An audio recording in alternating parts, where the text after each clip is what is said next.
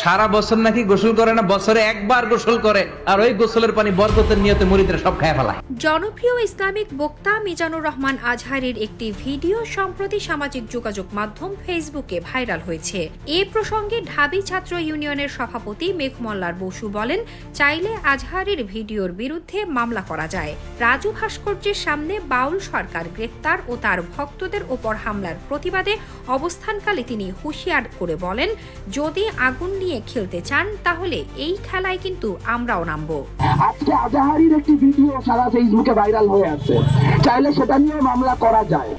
তাহলে এই আগুনের খেলায় যদি আপনারা নামতে চান, এই আগুনের খেলা খেলতে যদি আপনারা আমাদের বাধ্য করতে চান, তাহলে এই খেলায় কিন্তু আমরাও নামবো। পালাগান প্রসঙ্গে তিনি বলেন, পালাগান আমাদের গানের লড়াইয়ের একটি গুরুত্বপূর্ণ লোকজ সংস্কৃতি। এতে দুই পক্ষের মধ্যে প্রশ্নোত্তরের মাধ্যমে সওয়াল জবাব হয়, যা অত্যন্ত প্রাচীন একটি ঐতিহ্য।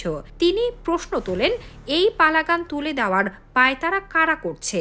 মেঘমল্লার বসু আরও বলেন, ২৪-এর গণঅভ্যুত্থানের পর একটি অন্তর্ভুক্তিমূলক সমাজ গঠনের কথা বলা হলেও বাস্তবে বাউলদের ধারাবাহিকভাবে হেয় করা হচ্ছে। বাউল শিল্পী আবুল সরকারের একটি ছোট ক্লিপ কোনো প্রসঙ্গ ছাড়াই সর্বত্র ছড়িয়ে দেওয়া হচ্ছে, যা উদ্দেশ্য প্রণোদিত বলেও মন্তব্য করেন তিনি। সূরা নাসের মধ্যে এত নাচ কেন? আরে নাচতে কইছে, এইজন্যই তো এত নাচ। জামায়াতে ইসলামীকে উদ্দেশ্য করে তিনি বলেন, তাদের অনেক নেতার বিরুদ্ধেই প্রথমে মামলা হয়েছিল ধর্ম অবমাননার অভিযোগে। তিনি স্পষ্ট ভাষায় জানান, কোনো গণতান্ত্রিক শক্তি ইসলামী ফ্যাসিস্টদের ১ ইঞ্চিও ছাড় দেবে না।